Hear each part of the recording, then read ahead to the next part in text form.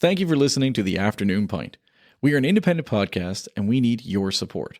Please take a moment to hit that like, follow, and share button. Email us if you have an idea or suggestion for the show. Please send your feedback. We'd love to hear from you. Cheers. Cheers. Cheers. And welcome to the Afternoon Pint. I'm Mike Tobin. I am Matt Conrad. And Matt, what happened? This isn't a pub. This is not a pub. Where are we today? We're at Brainstim. Maybe our guest could help tell us where we are. What happened? Where are we today and who are we with? My name is Richard Pucci. I'm a veteran. I served 32 glorious years in uniform. Thoroughly enjoyed my career. I invited you guys to come by today because I think this is a great location, the Brainstim Clinic here in Halifax, to hold this podcast. And we opened up about a year ago, and tomorrow's our first anniversary. And I thought it was appropriate to bring you guys here, and we can have a brief discussion about what brought me to this stage of my life. Yeah, and yeah, we will take some video as we walk through here, and we'll put up on socials and stuff. Mm-hmm. But yeah, excited to hear a lot about what goes on here. I did a little bit of research myself, but it seems like you're helping a lot of people. So excited to kind of dive in. So yeah. So you spent 3 decades in the military, is that right? 3 decades plus 2 years. Wow. Yeah, wow. 32 years. I joined late. Before I joined the military, believe it or not, I was a geologist. I was working up in northern Canada. Oh my gosh. Yeah. Where was the pivot? Was it... Well, the pivot was my dad had a big influence because he served 35 years in the Army as well. He served in the Second World War, served in Korea, and he always wanted his youngest son to be in the military. So I started the process when I was 29 years old. I was living up in northern Canada, about 32 miles south of the Arctic Circle. And I filed my application, and a year later I found myself in uniform. Wow. And it's been nonstop. So those so many years later, because we're going to talk about Brainstim today, I think primarily, did you yourself encounter barriers when seeking mental health? Is that what started this kind of quest, or did you see friends suffering, or what was the drive to go from... Yeah, well, I was in the health services in the military, so we need to start that story first. Okay, yeah, sure. Start from the beginning. So I started off working as what was called a health services officer. That was my career path. And I served at the tactical level, the operational level, and the strategic level throughout my career. Had several deployments during that time frame. So I'm a healthcare executive. And so I ended up my career in 2016 as a deputy commander of the Canadian Armed Forces Health Services, which was a phenomenal job because I was responsible for the day-to-day operations of clinics across Canada, support to the Navy, support to the Air Force, and operations because, Afghanistan was still going on at that time. And so when I retired, I wanted to maintain what I was doing from a healthcare perspective about access to care. And that's one of the biggest challenges veterans have is lack of access to care. You talk to any veteran, pick up a newspaper, listen to other podcasts, and veterans are complaining that they don't have access to good quality care, whether it's primary care or whether it's mental health care, which is why we're here today. So when I first retired, I got into the cannabis world. Okay, that was even prior to legalization in 2018. I was working for a very small company out of Alberta, and my goal is to, educate veterans on cannabis, the do's and don'ts, because most veterans, when they start the cannabis therapy, they're sent a box of 30 grams of weed and have a good day, guys. There's no instructions, and so that was my mandate, was to get out there and educate veterans on the medical cannabis side of the house. When did the military come around on using cannabis for any type of treatment? Well, I don't think the military ever came around. Veterans did, right? VAC came around. Fair enough. Okay. So I think, because I only want to speak to VAC, I don't want to speak about protocols and processes in the CAF. But VAC came around some time ago. Even before 2018, veterans were getting access to cannabis. It was through special request, of course, at the time. Yeah, I remember this. Yeah. But now it's like it's easy access through, it's not as hard to get the cannabis approval as it was 15, 20 years ago. Yeah. And it honestly just kind of felt like that, the veterans really kind of embrace that, and we're a little bit ahead of their time, I guess. Right. Before other doctors are even really embracing it, like outside of military use. Yeah, absolutely. Like most veterans nowadays, they look at cannabis as an active treatment for their PTSD symptoms, their anxiety, their depression. A lot of cannabis is used for sleep, because one of the biggest issues facing veterans is sleep. I can't get any sleep. Like the morning I flew here, I was up all night. I couldn't sleep. I just couldn't get a good night's sleep. So I just got up at 2:00 in the morning, had coffee, made breakfast, and headed out to the airport. Why do you think that is? Like, when you think veterans just can't get any sleep, do you think it's all related to PTSD, or do you think it's related to an array of reasons? I think it's kind of a holistic approach. Of course, it's the PTSD, the anxiety, the depression, but it could be other factors in their lives that are underlying. Anything to do with the training? Because I spent 3 years in the Army Reserve, and I remember I was young enough. I was a late teenager, right? Almost so it was fine back at that point. Right. But they do drills and training, and where they wake you up from 2 to 3 to do perimeters and all this other stuff. So you're always on. I wonder if that's kind of some of it either, a part of it too. I look back at my training. My training took place in 1985, believe it or not. And I know I look a lot younger than my chronological age, but it was hard. It was, the military was different back in the 80s and the 70s and 60s. It's a generational thing, right? 100%. Yeah. And I'm not going to talk about what the Army looks like today, or the Navy or the Air Force. It's not my partship, because I'm no longer serving.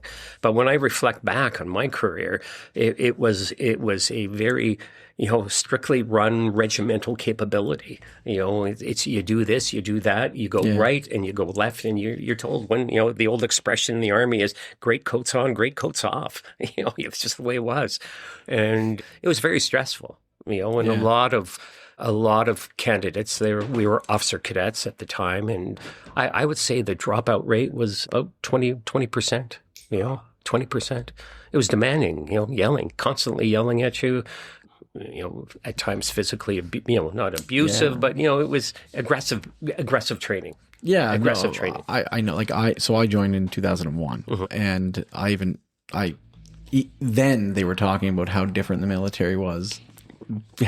Just 15, 20 years prior to absolutely. that. And even then, I think back now when I put my 2026 brain on, and I think about some of the things that were said to people, and I was kind of, ooh, wouldn't get away with that today. No, absolutely not. I could, huge stories. And at the time they were very, at times traumatic, but I reflect back and it was a lot of fun. I loved my time in the military, but some people watched Full Metal Jacket a little bit too many times. Yeah, absolutely.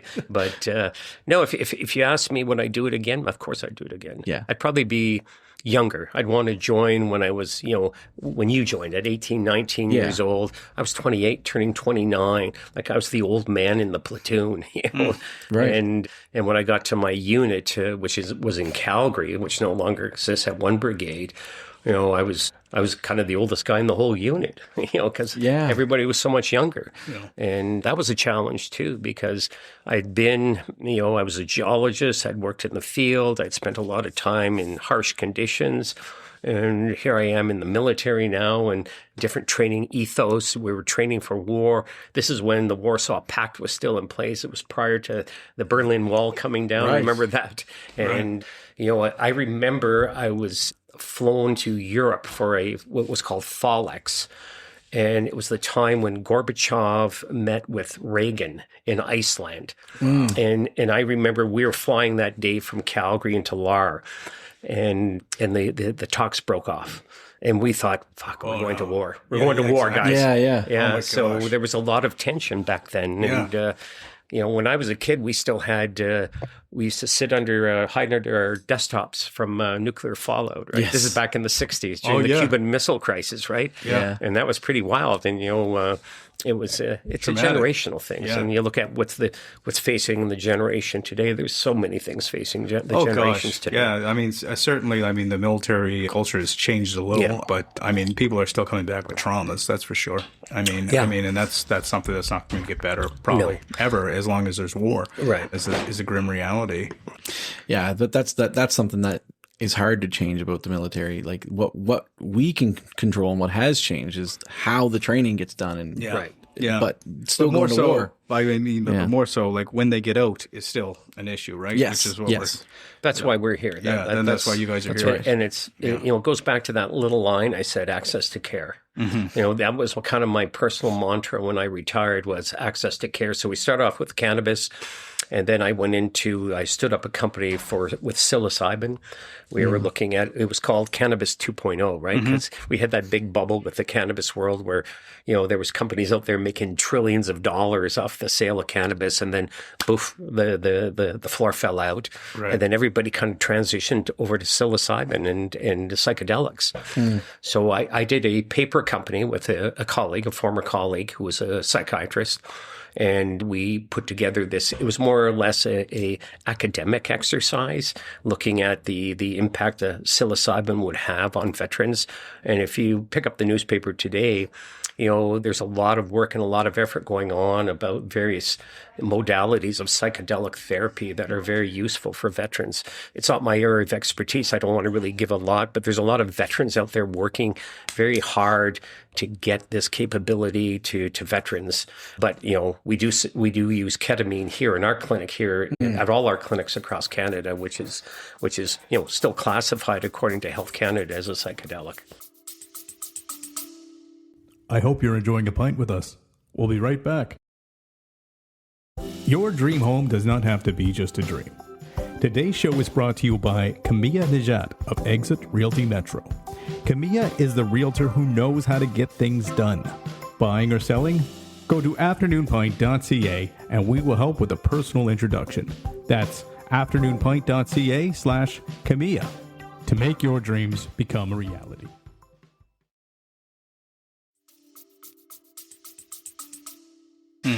We kind of had a guest in our first season, Tim Brody, so obviously you know Tim quite well. But he told a story in that podcast. People go back and listen to it, but I'll just use a reference. And it sounds like this is what you guys are doing here. He talked about the Indigenous folk combing the snakes out of their hair when they came back from like battle. Right. And it sounds like that's really what you're trying to achieve here for people, is combing the snakes out of their hair. Yeah, I met Tim. Tim's a great guy. He was one of the first individuals I met here in Halifax before we even stood up this clinic. I was introduced to Tim, and as a matter of fact, he's the one that told me I should get on this show. Yes, that's so that we've come full circle here, and Tim comes to this clinic with clients. That's right. So Tim's a great guy. He's I bug him about this a lot. He was a logistics officer. Yeah, that's okay. But but Tim, we're all part of that, conglomerate of people that just want to help veterans. Right. That's all we want to do. And there are so many of us out there that want to help veterans. And in the city of Ottawa, I live in Ottawa, and the city of Ottawa, the mayor's office has what's called a Veterans Task Force that he oversees. And we have 3 pillars of care. One is one is employment, 2 is homelessness, and 3 is healthcare. Okay. And what we did is, it's got a large following because, the city does a good job marketing what we do, and they kind of leverage us. And we go to a lot of events on the Hill in Ottawa and meet a lot of politicians and et cetera, et cetera. But what we did is about 6 months ago, we had a meeting where we brought in a room full of providers that look after veterans. And we said, well, what do we need to do here as a team? This is a non-competition. There's no non-competition. We just want to help veterans. And so we've come up with this strategy that's still under development right now in Ottawa.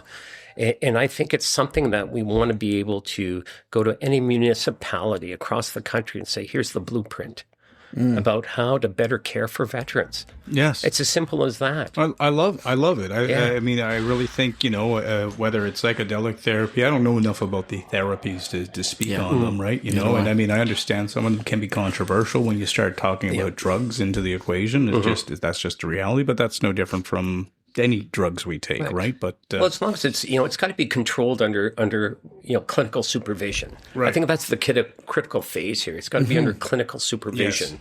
Yes. And that's why Brainstim, because we work under the guidance of Veterans Affairs Canada through their pearls of wisdom on treatment. And we have to have a psychiatrist in the clinic while there's treatment ongoing. So at the end of the day, we're a psychiatry-led organization. It's not a bunch of voodoo medicine going on here. We've got psychiatrists that come into the office here to the clinic every day, and as long as there's one veteran in the clinic, there has to be a psychiatrist, right? So that's where psychiatry-led. We're interventional psychiatry. We don't deal with first-line psychiatry here. We're interventional. So patients are either referred to us. They get prescribed. Okay. Yeah, they're referred to us. You can refer yourself online. A veteran can send me an email, and then we have a navigation team in Vancouver, and they help guide the vet from start to finish, right? They do the onboarding process. They set up a psychiatric assessment with one of our psychiatrists, and then we go to VAC for approval. And the key here is that a veteran has to present with a VAC disability award for PTSD, anxiety, depression, and chronic pain, or one of the three. And we go to VAC, and VAC comes back with the approval process. And we've been extremely successful because we follow their guidelines. Right. Yeah. So, I don't think we've had any, no-shows or nil returns from VAC. From the veteran perspective, how many people are open to this type of therapy, and how many other people think it's just getting high, or just too experimental, and they're scared of going to a machine for assistance? How do you feel like people feel about that when these I'm just going to give you my perspective on that. Yeah. So from a clinical perspective, that's when you go through the onboarding process with our team, the psychiatrist sits down with the veteran and they go through all of those questions, because every veteran has 1,000 questions. Because one thing about veterans, they're very well informed when it comes to their own healthcare, right? They want to make sure that if they're going to see provider A or B, that they're getting the real meal deal here, right? So, but the outcomes are quite amazing, because what I do in Ottawa, because there's a clinic in Ottawa, I meet with the veterans on the first day of the program, and then I drop by on the 5th day, which is the final day of the program. And the changes are just amazing. But before that, to answer the question, because I was going to go down another path here, is that TMS has been around for 40 years. It's not something that was invented 6 months ago or 2 years ago. And to people that don't know what TMS is, what's that acronym? TMS stands for Transcranial Magnetic Stimulation. Right. And there are two types. There's the big scary word. Right? Yeah, it is. It's a mouthful. Yeah. Transcranial Magnetic Stimulation. And people get a little bit freaky about that. Well, you saw the machine. Yeah. So, when I show you the coil, and it looks like something out of sci-fi. Yeah, exactly. Right. Out of a sci-fi movie, the chair and the helmet that would come down that you would put on your head and really strap to your head so it stays on before the clinician can do their work. Yeah. Right? It's quite intimidating looking. It is intimidating, but at the end of the day, you'll find that a lot of veterans, when they're going through the protocol, they fall asleep while the TMS is running. Oh. Yeah. So we'll talk about that in a second. But sure, yeah. But I think if you look at the data out there, the data is very impressive about outcomes, wellness outcomes. And what makes me happy as a veteran in the healthcare space is that I find that if you talk to a veteran on the 5th day, they'll say, I feel happy. Something's changed in my life. Okay. And I don't know, they can't explain it, but they say, talk to my wife. And she'll explain it to you, because there's a lot of anecdotal evidence out there, and I could sit here for an hour and talk about testimonials, but you guys don't want to hear that. What I want to tell you is that the testimonials what they say is that I feel better, PTSD is down, I'm sleeping, I'm happier, my wife loves me, my husband loves me, and I feel more comfortable in my life. And that's what it's all about. Is this something that would have, like, in your experience there, like, have you seen it that, like, it's something that needs to be ongoing? Is it like, every 6 months that someone needs to kind of like check in to kind of like, do you see permanent effects, or do you see something where it's like, yeah, you need a bit of a check in once in a while? Yeah, that's a great question. It's all about sustainability, right? Yeah. And so what it is that it's a 5-day accelerated program where you come in on a Monday morning. And of course, you're seen by the psychiatrist, and that's mandatory. So what happens is you get 5 to 6 treatments over the course of the 6 hours you're here at the clinic. So you come in, you get set up, you met Ilian. He's our senior TMS, transcranial magnetic stimulation technician, real smart guy. And he's got a neuroscience background. Most of our technicians all have neurobiology or neurosciences behind their names. So these are really big brain people, and they know a lot about the brain and how it works. So you come in, you get a briefing from the team. And the first session you go in, you get the cap put on. It takes about 20 minutes to get everything situated. And then the treatment lasts 9.9 minutes and 30 seconds. Oh, wow. That's short. Okay. Yeah. So you go in there, you sit down. Like, it looks intimidating in there, but it's really not. It's quite relaxing. Does it feel like 35 years to the patient or something weird? No, because some guys and gals fall asleep, right? Okay, yeah. Yeah, so they'll like doze quick off. Out, quick in. Yeah, kind of deal. and some people listen. We play music in the background, like kind of Zen music, and it's very very Zen environment, which relaxes the individual. So after 9 minutes and 30 some seconds, you go back out into. Remember, I showed you the group room. Yep, veterans will go gather there, and that's where a lot of the healing is done, because veterans talk to each other, right? Right. So they kind of have that exchange of where did you serve? When did you go to Afghanistan? When were you in Kosovo or Haiti or something like that? Yeah. And it builds bridges and bonds between veterans. So when I'm getting this helmet put on my head, and I mean, I'm not expecting you to explain to me on a high scientific level every single thing that's happening, but what's happening, I guess, on a high level? What with these magnets? How are they changing my patterns of thought or creating pathways or whatever they're doing? Yeah, it's that's a good question. I know that's a tough question. Yeah, it's a tough question for me, because I don't want to give you any disinformation. Sure. But I can give you the non-clinician perspective. Yeah. Thank you. It targets aspects of the brain that impact the aspects of the brain that influence PTSD, anxiety, depression. Okay. So it's a matter of rewiring the brain in a non-invasive manner. Okay, non-invasive. Yeah. Okay, there's nothing. You're not digging into someone's brain. Kind of exactly, yeah. And that's a critical piece. And there's no drugs involved. There's no medication, right? So it is what it is. 9 minutes, 30 seconds. You finish that off, and then you go have a 60-minute break. Gives the chance for the brain to resettle, And then what happens is that you go have coffee, you meet with the other veterans, you're bullshitting the way veterans do, and then you're called back in again. So like, is it? And you can tell me if you can answer this or not, but like, is it where they're actually like going into like the amygdala? Because the amygdala is the thing that your fight and flight part of your brain.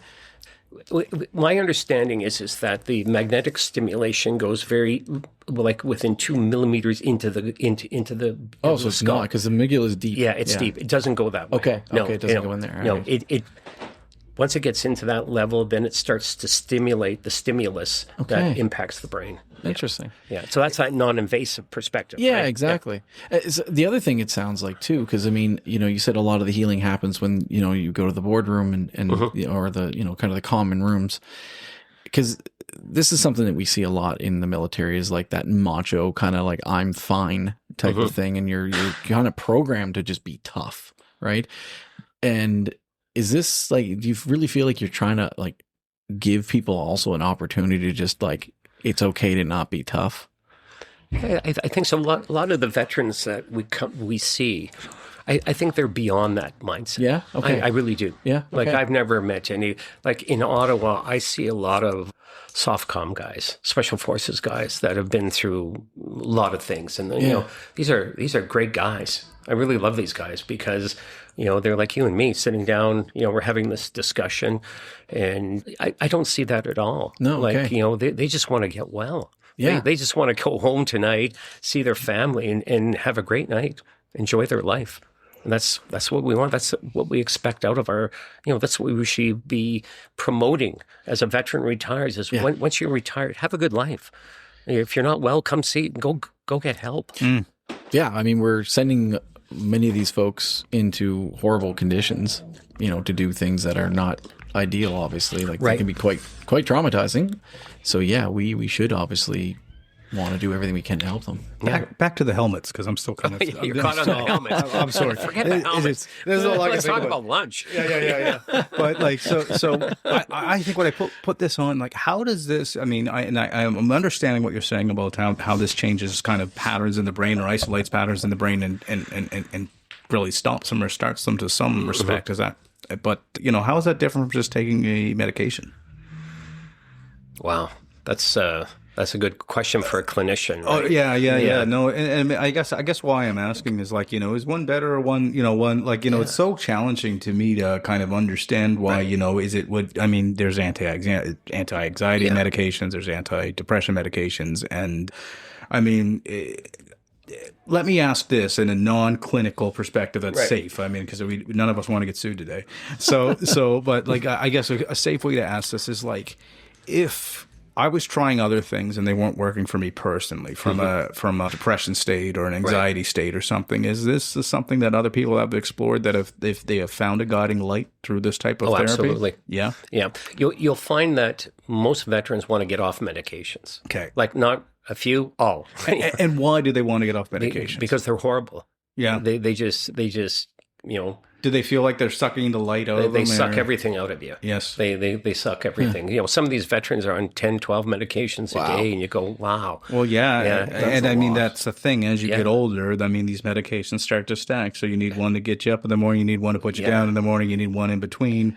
And all of a sudden you're basically living you're off a zombie. Pills. Yeah. You're a zombie. You have no life. I've been there.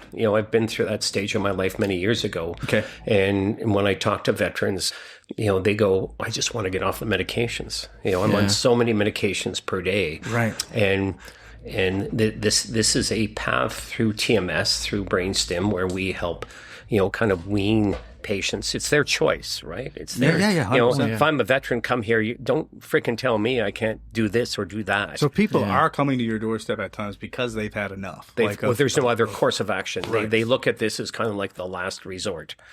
I've tried this, doc. This is them talking to our psychiatrist. Doc, I've tried this, I've tried that. I've been on X amount of medications. I've done this. I've done psychotherapy. I've stood on my head in the cold. I've done the cold plunge. You talk to veterans, they'll do anything to feel well. Right. Because it's not only the psychological and the mental health, it's your physical well-being. Yeah. You just don't feel well. Mm-hmm. And veterans that are listening, they know what I'm talking about. You just don't feel well. You feel like I felt for years I had a chronic flu. It was just, I just felt ill all the time. It's funny. I actually saw a clip. There's a popular online doctor, Dr. Mike, from the U.S.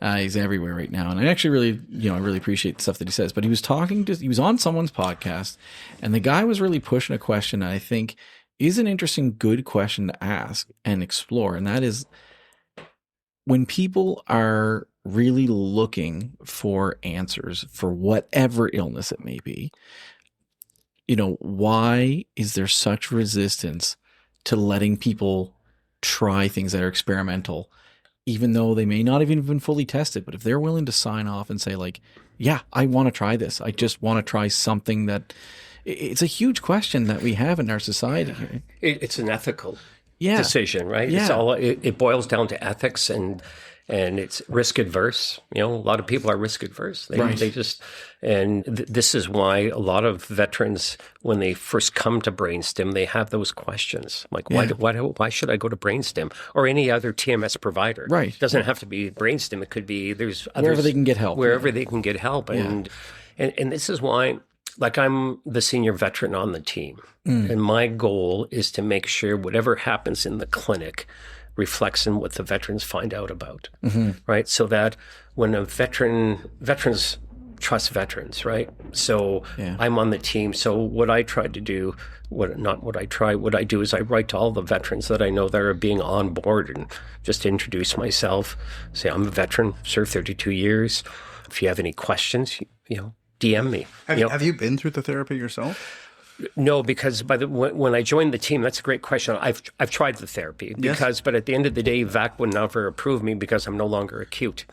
Oh, okay. Yeah. So if my file went to VAC, they'd say, I wouldn't even make it past their psychiatrist. Oh, really? Because he'd say, no, you're not a good candidate for TMS. Yeah. But I've gone through the process. I've done the training. Okay, I did the training, earlier, which was phenomenal. Gave me a lot of background knowledge on what neuroplasticity is all about.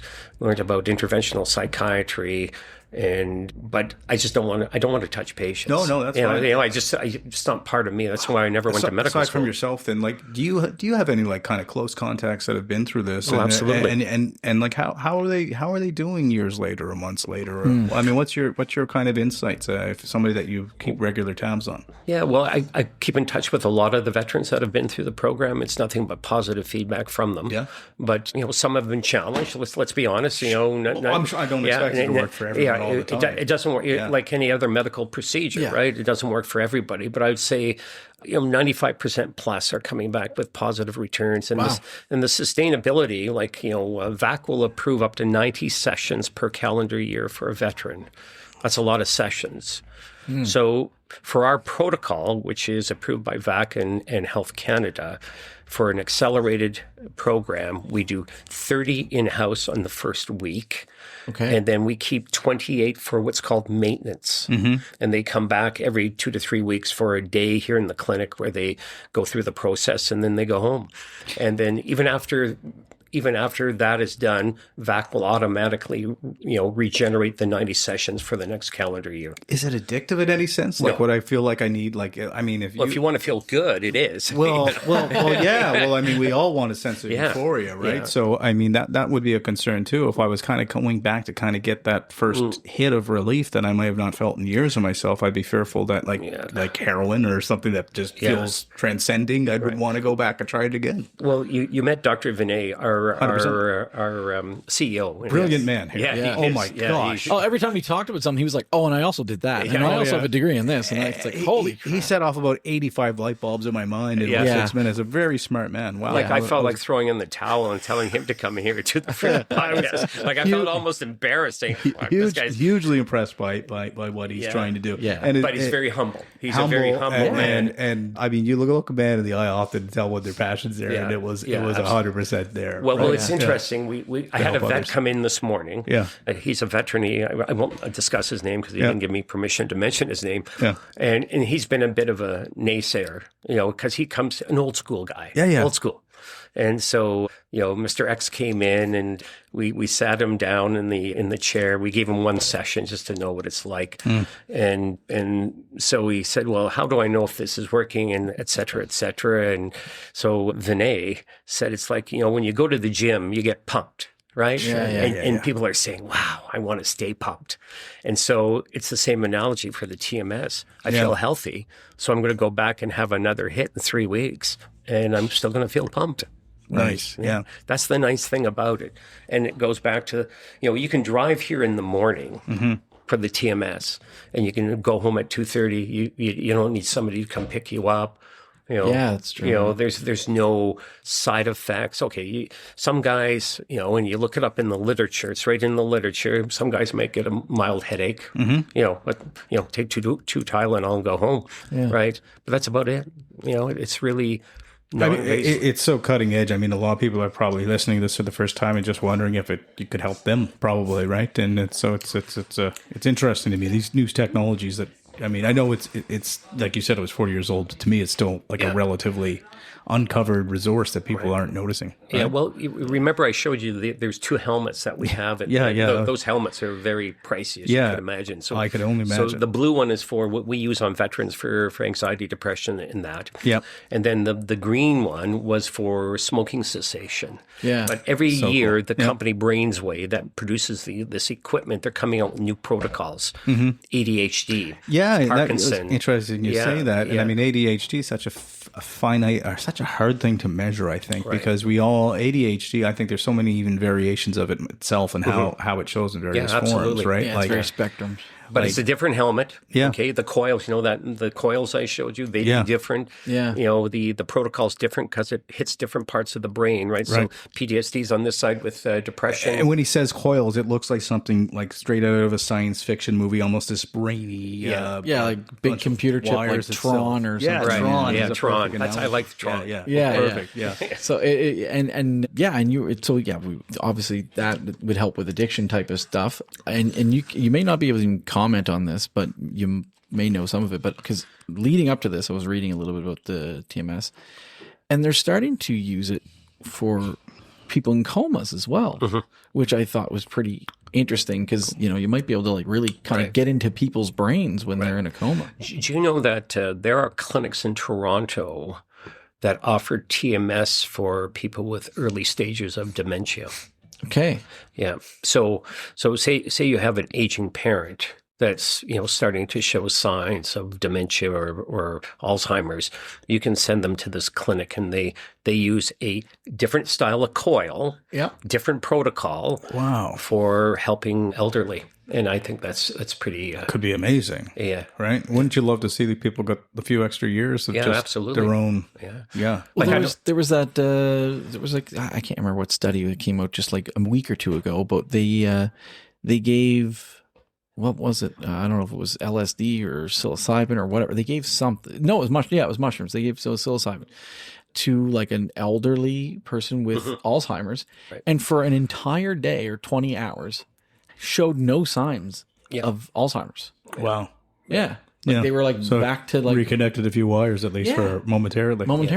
Which is mind blowing that stuff like this. I think there's so much out there within the healthcare community where we're leading the charge, right? Yeah. And that's we want to make a difference. We want to make a difference, and that's why I'm here. Do you guys see, like, I know your role is to help veterans, and I would imagine probably like even law enforcement. There's probably some RCMP, RCMP veterans. Yeah, we see a lot of them as well. But is there any like real kind of hope to expand even well beyond that to offer things like addiction, maybe services or anything like that? Well, it's coverage, right? Yeah, like it's not cheap. Going through a TMS program is costly, but there are people that spend $80,000, $100,000 to go to these addiction treatment centers for 30 days or whatever it is. But that'd be a great question that I'd love to throw into you too. What about addiction? Like, what about chronic alcohol addiction or chronic drug addiction to help people with? That's kind of what I was wondering. There is a protocol. Yeah, but we don't use it because it's not covered under VAC. But for addiction. Right? Yeah. So some clinics offer it. We currently don't offer that, but we can provide advice on that. But right now, if you're getting back on the veteran slope here, if you're a veteran, you would be sent to one of the addiction centers.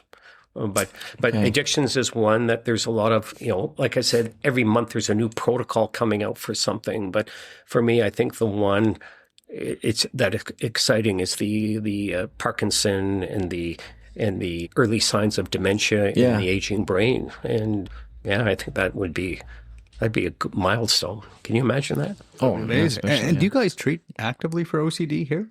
No, we don't. No. But that's another capability of this as well. Yeah, absolutely. Yeah. We're just focusing right now on kind of the trauma side of the house. For PTSD, anxiety, depression, but if you're we treat non-veterans here as well. Yeah. And just not veterans. Like if you want to come in here, your blogging's off the street and you were in a traffic accident, you have terrible trauma, you can come through our program. We see a lot of that and a lot of, requests about ketamine therapy, which we run here. We're about to launch that. We're making that announcement tomorrow. And so that's an exciting phase. So amazing. We've started with the TMS. We're going to launch the ketamine as next.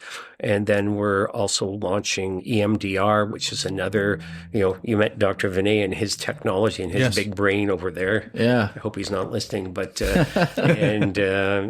he wants to launch other modalities of therapy to support not only veterans, but, anyway. I think, yeah. I mean, it would be interesting to see it for anyone that would want to be able to see if they could just help themselves in a different way, right? Yeah. It's pretty cool. We get a lot of queries. Yeah. It's amazing. Could it make me a better basketball player? You think? Well, would it make me taller? No. No. Okay. Is like one thing I guess I forgot to really ask is like, do you, when you're in there, you have the your Magneto helmet on there? And you're like, yeah, that's what it looked like.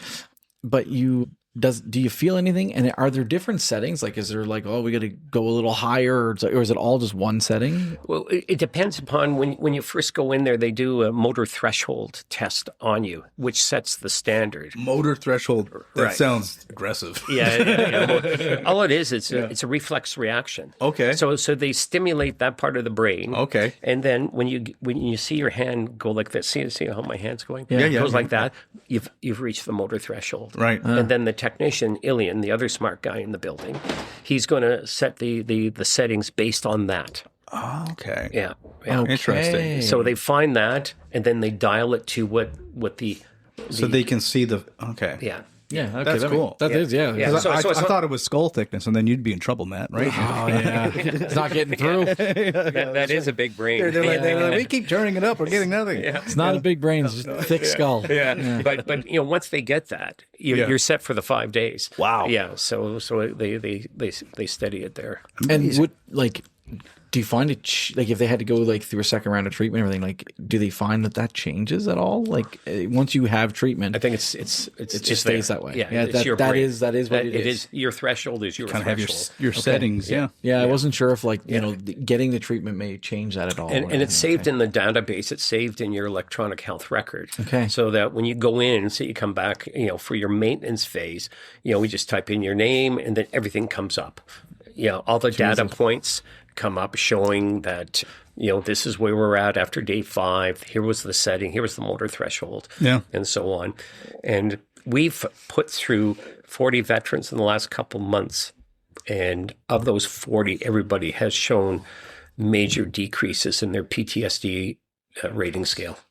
I wanted us to kind of move to talk a little bit about cost and access, Matt. Let's do it. Because for me, I like for people to have their own options. I think people should take their own agency on this. I don't want to be advocating for anything. But just like if you weigh out the pros and cons, it's like our Canadian healthcare system, is this virtual? Outside from the veteran program that you're trying to run, it sounds like it'd be private pretty well. Like you'd have to invest in this yourself, and it would be very expensive. It's covered. All provinces, less Yukon, do not cover TMS as a frontline treatment. Okay. Right. So it's going to be user pay. Right. Right. That's the bottom line. If you're a veteran and you have a PTSD award from Veterans Affairs, it's fully covered. Yes. Right. Okay. Yeah. There's no upfront cost. It makes sense that you're leading into that demographic specifically. Yeah. Right? I just wanted to state that because I get a lot of questions from veterans saying, well, how much is it going to cost? How much am I going to have to pay you? You don't pay me anything, man. Yeah. You just come for the treatment and we bill VAC or we bill Medivie Blue Cross, right? Yeah. So that's the bottom line. But if you're a civilian or even if you're a veteran without a disability award, okay, we see a lot of those that don't have a disability award, or a civilian, you can come into the clinic and you pay as you go. Like some parts of the treatment can be covered by the MSI. Okay. And that's usually the psych assessment would be covered. But some of the treatment parts would be covered by, if you have a third party insurance, they would cover some of that. And the rest would be out of pocket. Okay. Right. And Our benefits are pretty good there, Mike. Are you gonna, give it a roll? Oh, geez, yeah. I got a slot next. You're in next, Mike. Coming up next, an afternoon thing. Yeah, exactly. Mike reprograms himself. No. I mean, the real thought for me here is like, I mean, if this works, and if you could only help people that were suffering from addiction and stuff, I mean, there's just a lot of hardship out there, and if you could give people a way out, I mean, it would be interesting to see if in the future there could be pathways to. I mean, a lot of people that are addicted to hard drugs or alcohol or even cigarettes, Anything, as you said, honestly, tobacco, right? anything, You know, right? they don't want to be addicted. Like, Yeah. you know, they do not want to do this anymore, right? I used to smoke, and I wasn't proud I smoked a day after I was 30 years old, right? When as soon as it started, the moment it started affecting my health, I was like, I want off this. And, you know, I don't smoke anymore. I haven't smoked in years, but still, it's a hard thing to quit, right? It To is me, a hard thing. It seems like they're like, it almost seems like if we had if we incorporated into the provincial healthcare system, that it could act as a preventative type of healthcare. You know, if we have people who are addicted to hard drugs, well, it's hard for them to work. But if they weren't, maybe they become It sounds like members. a Stanley Kubrick film, you know, like, you know, it's like the guy's not doing so well, you put him in the seat and reprogram them. But yeah, like sort of, if you had if they could have agency over themselves to participate in a program, Right. to maybe potentially get themselves out of this rut, because, you know, it's a cycle, right? Like crime or addictions or poverty, you know, it's sometimes so many people go out and then they just come right back in, sort of speak, right? Yeah. They're stuck in these ruts their entire lives, and it must suck. Yeah, if you go downtown Vancouver, you can see It's so sad. the I mean, requirement. I've watched so many videos of what's going on there right now, and I mean, Halifax, we have that happening here as well. I mean, symptoms of it, absolutely. Yeah. That's what I'm thinking is like, you know, really, I feel like someone should be lobbying the government, whether it be federal or provincial, to like look at this as preventative health care. I mean, obviously reactive too, but like It should be, you know, if you talk to, you know, I'm not going to, mention names here because of that, but a lot of people feel it should be a first line treatment option for people, right? So you go into your GP, you get a referral, you see a psychiatrist, and then they refer you into a program, you know, such as this. You know, don't put somebody on 20 medications, you know, just let them get the treatment they need. yeah, I think that's what I'm kind of like getting at is like, you know, we're gonna pay for all the medications like through MSI. I mean, some whatever coverages and whatever, but I mean, you know, we're gonna pay for a lot of these things, these other treatments, and that's kind of goes back to my other question when I asked way before, where it was like, if people are willing to try something, like why don't we let people just try things and pay for it? I think from my fixes them, perspective, from my perspective, I think it's a cost analysis problem. Like it's very costly, as you can see. There's a lot of equipment in here. Yeah. There's a lot of high-end equipment. High-end equipment. It requires a neurosurgeon basically to operate it. Right. And then you've got psychiatry. I got to keep the lights on. Okay. Yeah. I got to pay the front staff. I got to pay the nurse that's going to do the ketamine. Right. You know, you look at all of these things. People say, "Oh yeah, you guys are making tons of money." Well, no, our overhead's pretty high. Yeah. You know, this nice room, these chairs. Yeah. These chairs were bought for patient comfort. You know, I didn't get them. I think you said those machines were a few $100,000 a piece. Or That's more, right. Right. Yeah. Like my gosh. But that's no different than a hospital. But You know what an MRI machine costs? I think there was a study done in but- British Columbia where they kind of looked at what would it cost to get these things as first line treatment, and the cost was way too high. Yeah.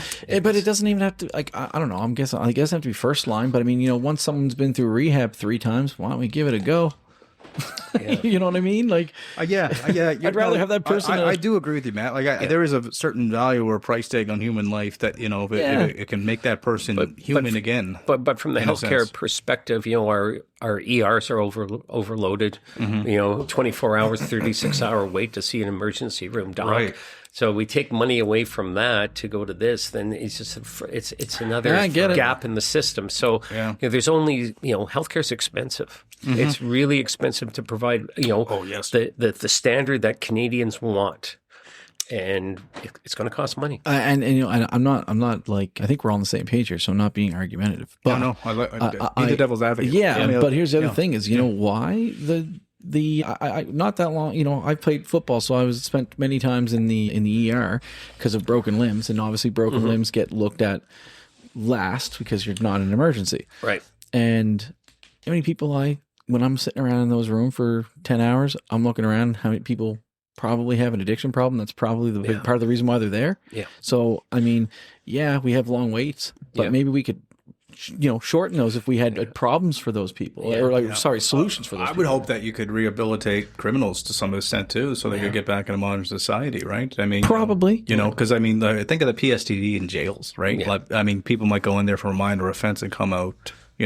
now they can't work anymore. Right. Now, you know what I mean? It's a political decision. Yeah. It really is. Yeah, it's all about politics and where are we going to, where's the fire today? Where are we going to throw money at? And that's the biggest thing is that, and this is privately funded. There's no government money here. We do see other countries that are leading us in, are leading in other, like, do you see this type of therapy like in Sweden or Norway? I'm just throwing out a few countries there. It's very popular in the Middle East. Yes. Because there's a lot of money. Yeah, Middle East is very big. Vinay in there. Oh, yeah. Yeah. So whereabouts in the Middle East? Dubai, UAE. Okay. So that's the wealthier nations. Yeah, wealthier nations. Okay. Yeah. India, there's a lot of demand in India right now for these. Wow. Like my kid didn't do good on his math test and you send him off to TMS.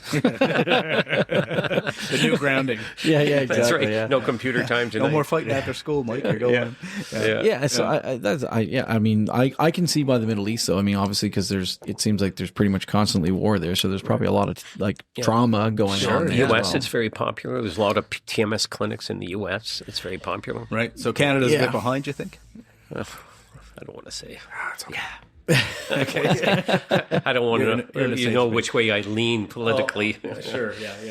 Well, I'm leaning my head to the right. Yeah. Well, but I mean, even still, it's like I think even with that, I don't think this should be a political thing because it's. I don't think it should be politicized at all. No, I mean, but healthcare is. Oh, absolutely. Healthcare is. Unfortunately, it is. So at the end of the day, like I said, it boils down to funding, which boils down to the division. Where are we going to spend our money this year from the annual budget that the federal government gave us? And do I spend it on this or security? Do I spend it on new infrastructure, or do we spend it on healthcare? Yeah, those are political decisions on how the money's spent. I think all governments don't.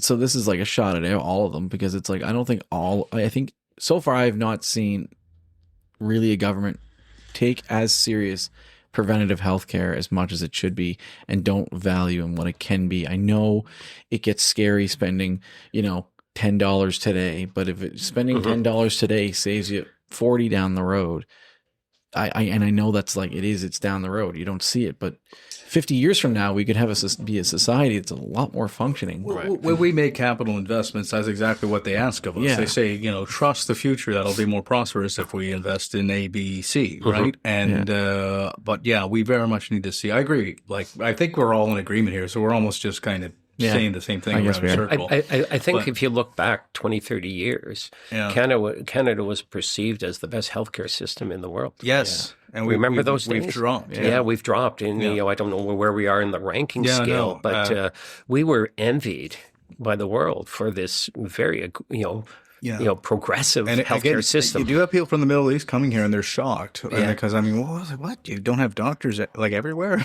like it's not easy to get healthcare? What do you mean? And so there's such a strain on the system now for the absolute basics. My partner's a nurse, so I mean the calls she receives, she's with 811, so it's a telehealth position. So the calls she receives every day, people really need help. Yeah, they do. Yeah, right. So. Yeah, so I guess moving on. So we have to get to our fun questions around. These are our fun and philosophical questions. Before we do, just to plug for Brainstim, how can they check it out if they're interested here in Halifax? I really appreciated your time, Richard, here. And you have 7 locations across the country. Well, soon to be 8. Soon to be 8? Yeah, so we've got, we have 2 on the West Coast, Surrey, Vancouver. We opened in Calgary. We got one in Edmonton, Kingston, Perth, Ontario, Ottawa, and here in Halifax. Cool. And we're opening up in, I can't disclose the places yet. No, it hasn't been announced, but 2 other locations coming up. Amazing. Yeah. I bet you I could guess. Think about where there's large military presence. Yeah, that's you're the man. You're the man. Goes where the money is, or where the clients are. Yeah. Just one thing before we go on to the next phase. We also do a lot of research. Yes. And research is extremely important. Yeah. And the Royal Canadian Legion, BC Yukon Command Headquarters, that's a big mouthful, gave us a generous donation to do a PTSD chronic pain study off the West Coast in our Surrey location. Cool. And we just launched it a couple of weeks ago. And already, we put cohorts through the program of 5 veterans. And already we're seeing reduced chronic pain issues in our veterans after the 5-day protocol. Can you imagine that? one of the biggest issues facing veterans is chronic pain. And we're going to present our data, scientific data, to big forums this fall. One of them will be here in Halifax, and we're very excited about that. And we've got some other ideas about operator syndrome and other things like that we want to, cost money. Costs a lot of money to do a research program because you have to hire an ethics board, you got to hire scientists. It's not cheap. It's hundreds of thousands of dollars to run a very good quality, ethically driven research study. So I just wanted to throw that in. Thanks. No, thank you. Yeah, and so Brainstim, STIM. Stimulation. Thank you. So Brain stimulation. If you want to know more about the organization, just go online. Brainstim is pretty easy to find, actually. Yep. It's right at the top of the web searches when I was doing my research. So Matt, let's jump in to fun questions. So we got 6 fun questions, and then a last call question we ask all of our guests. So Matt, go ahead, question 1, bud. All right. So do you think that it would be a good idea for Canada to follow other NATO members such as Denmark and Sweden in conscription to the army? So recruiting. These are deep, heavy questions. I wasn't expecting this, man. Like, you didn't tell me this. You did not tell me this when we started. We do this, My coffee's cold now. I got to go get another cup. Yes. Yeah? Yeah. Okay. Yeah. I do think so. Okay. Yeah. And I'm not saying this because I'm old now, but I do agree. Yeah. Yeah, you're out of it now. Yeah. I put my 3 years in. I'm good. I could still probably be young enough to get into it. I think I might have a year or two left, but that'd be it. Yeah. So I'm almost ready for this. Yeah. Okay. So that's a great question. Yeah. And that's a good question. Why do you think that?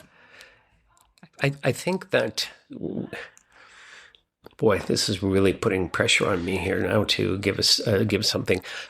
I think we need to bring people in, these young kids, and show them some discipline, some organization in their lives. Teamwork. Yeah. Understanding what our country's about. Yeah. Nobody knows what our country's about. You walk out there, ask somebody, where's Alberta? And they're going to say, I don't know, what are you talking about? Yeah. Where's the capital of Canada? Yeah. Halifax? Yeah. You know what I mean? So I think if we brought them in, we'd give them a period of professional development well beyond what they're learning in school. I don't know what they're learning in school anymore. My kids are, in their 30s now. So I think it would be good from that. It's a generational issue. And I think, and to be clear to people listening, this is not send people to war. This just means have a military establishment, right? Yeah. For everyone that you serve. Absolutely. You learn about your country. You understand what being a citizen's about. Could be a reservist, right? Right. Could simply just be a reservist. Absolutely. Do 2 years. Yeah. 2 years conscription. And exactly. Off they go. And that way, if stuff goes down, you have a lot of people that are ready to go. Yeah. Right. And that's like, you hope it never happens, but if it does, right? The world's a dangerous place to be thrown in there on day one with the helmet put on your head, not knowing how to hold a gun. Right. Yeah. So the world is a dangerous place. Yeah, absolutely. Like it's it's out of control. Yeah, that was easy. Let's go on to the next number 2. Okay, give me number 2. So we read these. So you get a tough one and a buffer. Right. Okay. Give me a buffer one. Easier question, man. Take a breath. So, okay. What's your number one go-to for relaxation? So when Rich is just cooling out, TMS. TMS. I told you I got huge supply ketamine. Yeah. Ketamine. Oh wow. Yeah. Well, that's I train a lot. Okay. Yeah, I do a lot of physical fitness. PT, Okay, cool. Yeah. You look fit. Do you mind asking how? I'm 70. 70. Thank you for helping with that. Could you tell the audience how young I look? No. Not a day over 70. 69. No, I'm just joking. No, I'm just joking. No, you're very healthy looking. No, I'm just joking. And no, you look very young and spry. I would, not peg you as a 70-year-old. How old do I look? I was going to say 42. Oh, you're right on the money. Nailed it. Nailed it. Yeah. Wow. Yeah, he was doing his research on me probably. That's what it is. Episode. He's like, I need to know where He this guy leaned into lives. some of his intel buddies. Yeah, That's right. Tell me everything about this client. Yeah. Okay, cool. All right. So question number 3. Another tough one. So am I getting all the tough ones that I read to him? Okay, sorry. Okay, let's go. All right. In the movie, The Eternal Sunshine of the Spotless Mind, the main character Joel learns that his ex-girlfriend Clementine undergoes an experimental medical procedure to erase all memories of him. So he goes and does the same surgery to himself. Do you think that some memories are so painful that it is best to just remove them? Wow. That's deep. Isn't that deep? Yeah, that's deep. It's a beautiful movie. Have you ever seen it? No, I haven't seen it. No. If you ever get a chance, Eternal Sunshine of the Spotless Mind with Jim Carrey. It's his Yeah, best good performance. One of the best movies I've Really? ever seen. If you ever get a chance to watch it. Okay. Yeah. I'll look for it. Yes, please. Yeah. I'll tell my wife we've got to watch that movie. Yeah. But no, I think memories are there forever. Yeah. That's my answer. So Leave them in there. leave them in there. You don't want them erased. Yeah. Okay. Yeah. Even if I respect painful it. and terrible and terrifying. Yeah. It's part of being alive, isn't it? Yes. That is a Part valid of argument. being a human being. Yeah. Absolutely. Separates us from amoebas. Just them. Just that. Great answer. Like I said, these are the fun philosophical questions, right? Okay, this go. one's an easy one. Number 4 to okay? you. Yeah. Yeah, it's super soft again. Yeah. Which cartoon character as a child, today or present day, what was one of your favorite cartoon characters and why? Oh, man. Like It is- I grew up in the 50s and 60s, Sure, right? yeah, so yeah. it was Bugs Bunny. Okay, Yeah, the Bugs cool. Bunny and the Roadrunner series. Oh, yeah. Every Saturday morning, man. Like a bowl of Cheerios sitting in front of the cathode TV, 55-pound little box Yeah. on my mom and dad's in the living room. Awesome. Yeah. Yeah. Yeah. Great. Awesome. All right. so That's a this good one- memory. I would never want to erase that memory. Yes. 100%. Exactly. Okay, Yeah. so that goes back to the memory question, right? Yeah. You don't want to erase those memories. Yeah. Yeah. Highs and lows, man. Yeah. It's what life is about. The lows make you appreciate the highs, right? So there you go. Question number 5. This one's not so hard. Okay. So who is one of the most inspirational figures in history that you can think of? So in your opinion, most inspirational figure. Wow. It sounds like a Trivial Pursuit question. Remember that? Did you guys play? Canada yeah, invented yeah, it. yeah. Canada- That's a Canadian-made Yeah, game. I know. That's what I mean. Played it when I was in my last year of university. Wow. I have many characters or many, historical figures I look to, but, I love history. History is such an important part of my life as well. Kind of, I do that for relaxation as well. I would have to say, I'm tossing up between a few here, but I'd say my dad. Oh, okay. cool. That's nice. Yeah. Beautiful. Yeah, I would say he was a great soldier. Amazing. Yeah. So Yeah, you said fought in 2 wars. Yeah. 2 pretty significant wars. So yeah. So I would say he had great influence, and I respect everything he did. That's amazing. Yeah. Awesome. Good job. It's a good thing. Like if my favorite author would be Ernest Hemingway. Okay. Oh, yeah. Okay. all right, Wow. You Yeah. know, I love reading Hemingway. Like he was, at the time, a man's man. You know that, Yeah, that yeah, statement, yeah. he's a man's man. You couldn't say that nowadays. Right. You'd get slapped in the face. But Hemingway. Okay. But, All right. Well, there you go. There's a personal one and a famous one. all right. Another softball, okay? We Okay, don't have here any we- more real hard questions. Okay. So the hard ones are over. So this one is we always have a few silly ones. So Okay. we want you to walk us through your idea of a perfect sandwich. Like you made a sandwich. What do you want on it? Like as a perfect sandwich? Yeah, sourdough. Sourdough bread. Okay. Sourdough bread. Yeah. For sure. No butter. Don't eat butter because Okay. it's part of that health regime I have. I would probably put in tomatoes, lettuce, probably some black olives, Okay. and then depending upon my mood, I would make it either a vegetarian or I'd probably want some really finely sliced prosciutto, Oh, Italian ham, There you go. with some nice cheese, and cut. My wife is tremendous at this. Cut it in half, serve it on a nice plate, and enjoy it. That sounds beautiful. Yeah. I'm hungry now. Italian I'm sandwich. starving. There. Yeah, it's- Italian sandwich. yeah. There you go. There you go. All right. Wait though. What type of cheese though? I like cheddar, old cheddar. Oh yeah, like a Well, 5, like a 12-year-old. 12. I was gonna say 12. like 5. He's like Yeah. 12. He's going past. He's Yeah, the yeah, Balderson category now. Yeah, Oh, it is. Yeah, the Balderson Have you ever cheddar. been Yeah, to their yeah, exactly. production center down? It's outside of Perth. Oh, really? Yeah. Yeah. Okay. Oh, cool. Balderson. Yeah, it's I really didn't cool. even know That's that. it's great. Yeah, it's great You cheese. shouldn't eat the orange cheese because it's got a kind of a dye. You should eat the white cheddar. Oh, 100%. Yes. Yeah. Like that's another You story. want crystals in your cheddar. That's right. You want your cheddar so old it can order a scotch. Okay. Well, we're getting to the last one. This is another little bit of a philosophical question. We asked this to every guest in the last almost 100 or so episodes. Matt, go ahead, bud. Oh, okay, that's right. Yeah. So our last call is: what advice were you given in your life that you would like to share with us? And our listeners. Yeah. Yeah. What advice? Perseverance.